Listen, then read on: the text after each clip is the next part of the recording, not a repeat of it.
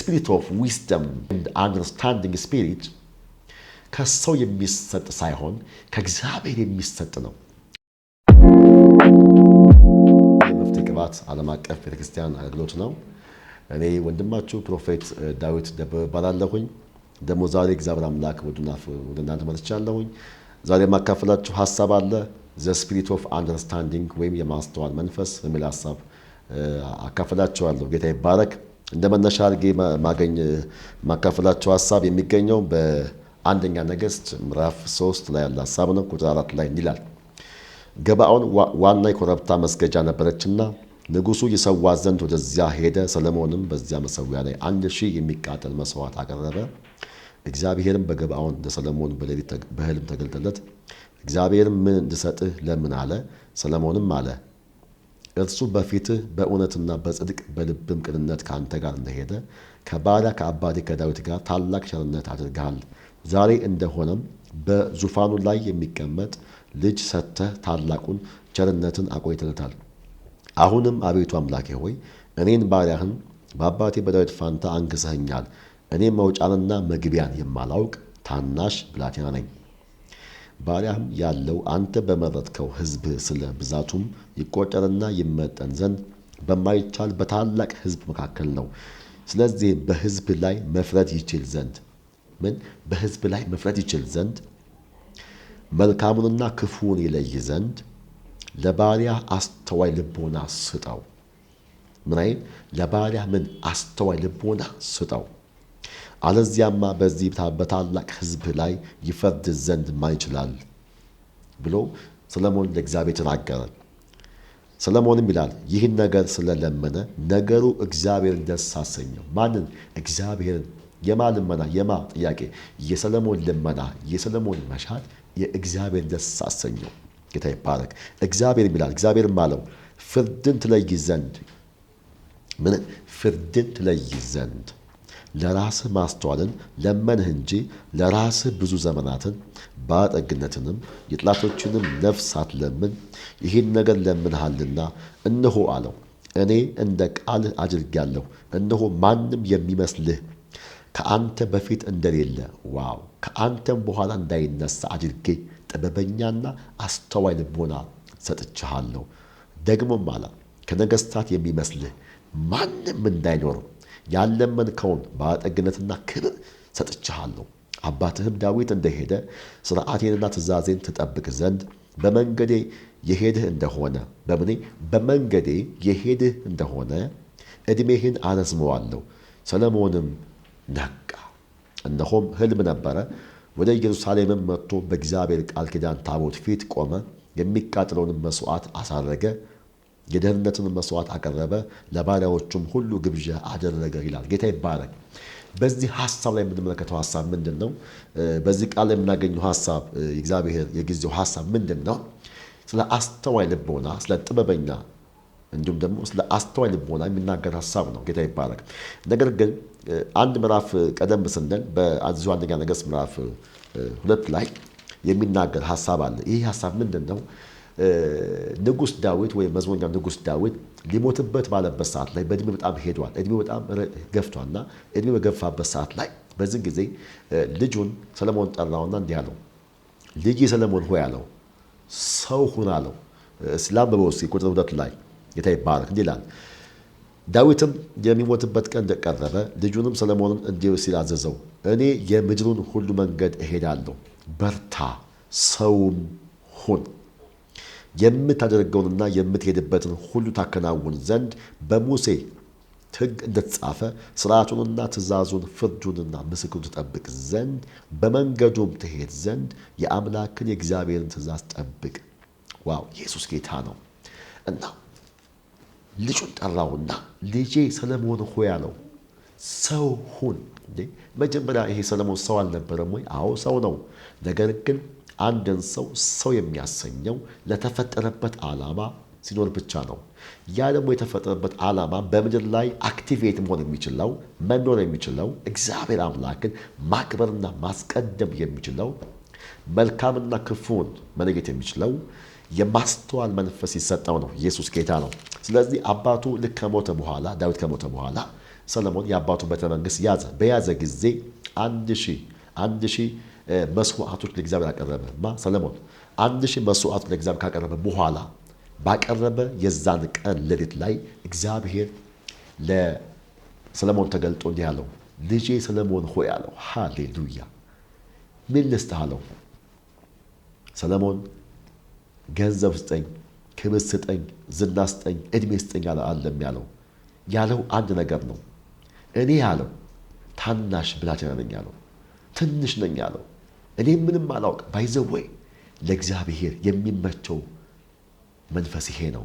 እኔ አልችልም፣ አንተ ከሌለህ፣ አንተ ካልቀደምክልኝ እኔ አልችልም፣ እኔ አቅም የለኝም የሚል ሰው እግዚአብሔር አምላክ በእውነት ደስ የሚሰኝበት ነው። ሃሌሉያ!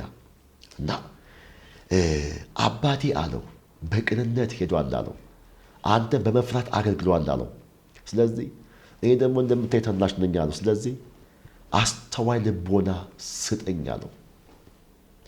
የሰለሞን ጥያቄ፣ የሰለሞን ምላሽ እግዚአብሔርን በእርግጥ ደስ አሰኘው።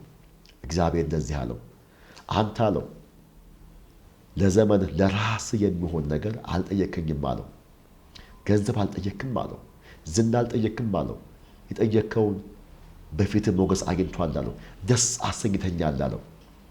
ጌታ ይባረክ። በእውነት ልመናችን የእግዚአብሔር ሐሳብ ይሁን።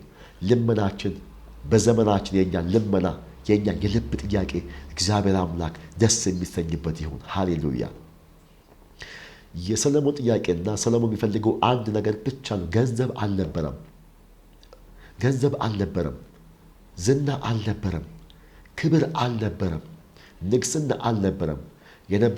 የፈለገው አንድ ነው፣ አስተዋይ ልቦና። ለካስ ማስተዋል ወዳጆቼ፣ ለካስ ማስተዋል ትልቅ ሀብት ነው። ገንዘብ ማስተዋልን አይገዛም፣ ማስተዋል ግን ገንዘብን ይገዛል። እና ዛሬ ጌታ ወደኛ መጥቶ ልጄ ምን ልስጥህ ቢለን የኛ ምላሽ ምን ይሆን? የኛ ልመና ምን ይሆን?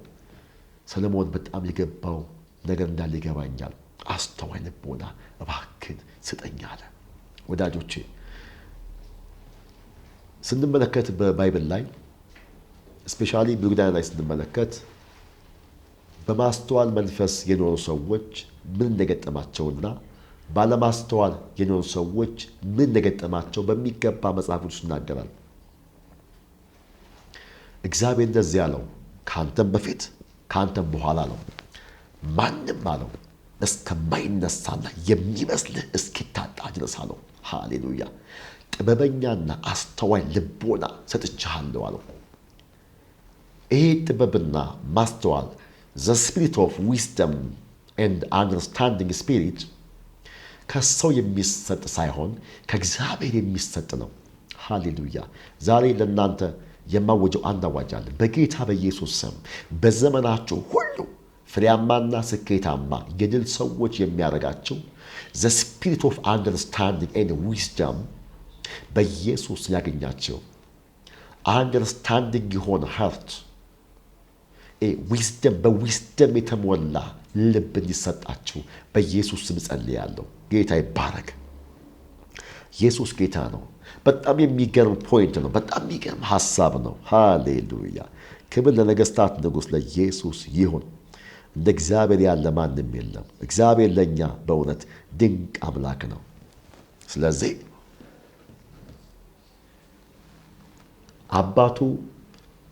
አባቱ ዳዊት የጀመረውን ጉዞ የጀመረውን እንቅስቃሴ ልጁ ሰለሞን ሰው በመሆን በማስተዋል መንፈስ ሰው በመሆን በማስተዋል ጥበብ በአስተዋይ ልቦና ሰው በመሆን የእግዚአብሔር መንገድ አስቀጠለ።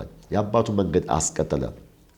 ሃሌሉያ! ክብር ለኢየሱስ ሲሆን እና ይህ ማስተዋል ማለት ነው። ማስተዋል ማለት መልካምና ክፉን የምንለይበት መልህቅ ማለት ነው። ሚዛን ማለት ነው። ቱንቢ ማለት ነው። መለኪያ ነው። ማስተዋል ማለት የከበረውን ከተዋረደው፣ ሃሌሉያ፣ መልካሙን ከክፉ የምንለይበት ወንፊት ማለት ነው። ወዳጆቼ በዚህ ዘመን ስፔሻሊ አገልጋዮች እግዚአብሔራዊ የሆነ የማስተዋል መንፈስ ያስፈልገናል። እስኪ ቶሎ ከሰለሞን ሕይወት ልውጣና ወደ ዳዊት ሕይወት ላምራችሁ። ወደ ዳዊት ሕይወት። ዳዊት በዘመኑ ምን አይነት ሰው ነበረ? ኢየሱስ ጌታ ነው። ስለ ዳዊት ሕይወት ስንመለከት ዳዊት በዘመኑ የእግዚአብሔርን ሐሳብ አገልግሎ ያንቀላፋ ሰው ነውና እንደዚህ ይላል። አንደኛ ሳሙኤል ምዕራፍ 18 ቁጥር 5 ይላል ዳዊትም ሳኦል ወደ ሰደደው ሁሉ ይሄድ ነበር፣ አስተውሎም ያደርግ ነበር። የዳዊት ላይፍ ስታይል፣ የዳዊት መውጣት መግባት፣ መኖር መንቀሳቀስ በሙሉ በማስተዋል የታጀበ ነበር። በደመ ነፍስ የሚንቀሳቀስ ሰው አልነበረም። በደመ ነፍስ የሚያገለግል ሰው አልነበረም። በደመ ነፍስ የሚመራ የሰው አልነበረም። ዳዊት በዘመኑ አወጣጡ፣ አገባቡ፣ እንቅስቃሴው በሙሉ በማስተዋል ነበር። እንዲህ አለ፣ አስተውሎም ያደርግ ነበር።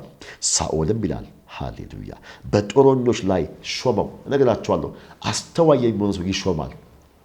አስተዋይ ሰው ይሾማል። አስተዋይ ሰው ለመልካም ስራ ይፈልጋል። አስተዋይ ሰው ለትልቅ አጀንዳ ይታጫል፣ ይሾማል። ይህም በሕዝብ ሁሉ ዓይን እና በሳኦል ባሪያዎች ዓይን መልካም ነበር። ምን መልካም ነበር? አያችሁ፣ አስተዋይ ሰው በሰዎች ዘንድ መልካም ነገር ያገኘዋል። አስተዋይ ሰው በሰዎች ዘንድ ጉድ ፊድባክ ያገኘዋል። ኢየሱስ ጌታ ነው።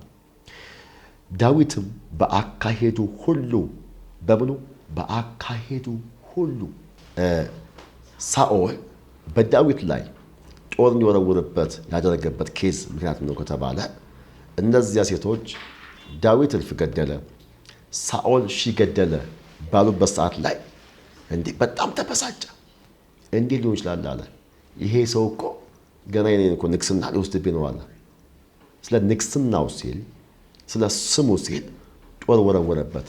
የሚገርመው ግን ዳዊት እያመለከ እየዘመረ በገና እየደረደረ እያለ እግዚአብሔር ከተወረወረበት ጦር ያድነው ነበረ። በዚህም ኬዝ ከአንድም ወደ 3 ጊዜ በላይ ወረወረበት፣ አላገኘውም፣ አልቻለም። በዚህን ጊዜ ሳኦል ዳዊትን ፈራው። አንደኛ እግዚአብሔር ከዳዊት ጋር ነበረ። እንዲሁም ደግሞ ሁለተኛ ነገር ዳዊት በአካሄዱ ሁሉ አስተውሎ ያደርግ ነበረ። አስተውሎ ይወጣ፣ አስተውሎ ይገባ ነበር እና በዚህ የተነሳ ሳኦል አጥብቆ ፈራው። እኔ የሚገርም እኮ ነው። ንጉሥ ከሆኑ ሳኦል የንግስና ቦታ ይዘዋል። ንጉሥ ሆኖ ግን እረኛውን ግን ዳዊትን ፈራው። የሚገርም ነው። እንዴት ሊፈራ ቻለ? ዋው! ኢየሱስ ጌታ ነው። እግዚአብሔር አምላክ አብሮ ስላለ እንዲሁም አስተውሎ ያደርግ ስለነበር ነው። ወዳጆቼ ነግራችኋለሁ። እስፔሻሊ አገልጋዮች፣ ቅዱሳን፣ ነቢያቶች፣ ሐዋርያዎች፣ ፓስተሮች፣ ዘማሪዎች ይሄ መልእክት ይሄን ፕሮግራም ለምትመለከቱ በዓለም ዙሪያ ላላችሁ በሙሉ የሚሆን መልእክት ነው። ይሄ ዘመን በማስተዋል የምናልፈው ዘመን ነው። አንድ ቃል እስኪ ልንገራችሁ። ኢየሱስ ጌታ ነው። ኤፌሶን ምዕራፍ 5 ቁጥር 17 ላይ እንደዚህ የሚል ቃል አለ። ይላል የጌታ ፈቃድ ይላል። የጌታ ፈቃድ ምን እንደሆነ ይላል አስተውሉ እንጂ ምን በሉ እንጂ አስተውሉ እንጂ ሞኞች አትሁኑ። ወዳጆቼ የሞኝነት ዘመን ይበቃ። ከዚህ በኋላ እግዚአብሔር አምላክን ለማወቅ ያለ መፈለግ ወይም እንደ ፈቃዱ ያለ መኖር የሞኝነት ዘመን ያበቃል። ከዚህ በኋላ በማስተዋል የምንወጣበት፣ በማስተዋል የምንገባበት፣ በማስተዋል የምንኖርበት፣ በማስተዋል የምናገለግልበት ዘመን ነው። እኔ እግዚአብሔር መንፈስ ስለ ማስተዋል ጌታ ሲያስተምረኝ በጌታ ፊት በጣም ነው ራሴን ያየሁት በቃሉ። ምክንያቱም ቃሉ መስታወት ነው። ሁልጊዜ አንድ ሰው ጠዋት ተነስቶ ፊቱ በመስታወት ሳያየው እንደማይወጣ ሁሉ ልክ እንደዚሁ ለሕይወታችን ምልልስ የእግዚአብሔር ቃል ለእኛ ሚረር መስታወታችን ነው። ኢየሱስ ጌታ ነው። ስለዚህ ዛሬ እኛ መስታወት የእግዚአብሔር ቃል ነው እና እግዚአብሔር አምላክ ከማስተዋል ጋር ያለውን ሪሌሽንሽፕ ጌታ ሲያሳየ በጣም ነው በቃ ያለቀስኩት፣ ንስሐ የገባሁት በጌታ ፊት ባለማስተዋል ምን ያክል ዘመናችን ሉዝ እንደሚያደርግ። ወዳጆቼ ትንቢት ቢሆን በማስተዋል፣ ዴሊቨራንስ ቢሆን በማስተዋል፣ ፈውስ ቢሆን በማስተዋል፣ ማስተማር ቢሆን በማስተዋል፣ መስበክ ቢሆን በማስተዋል፣ ኤቭሪቲንግ ላይፋችን በሙሉ በማስተዋል የታጀበ መሆን አለበት። ወዳጆቼ ከሳኦል ሕይወትና ከዳዊት ሕይወት የምንማረው ይሄ ነው።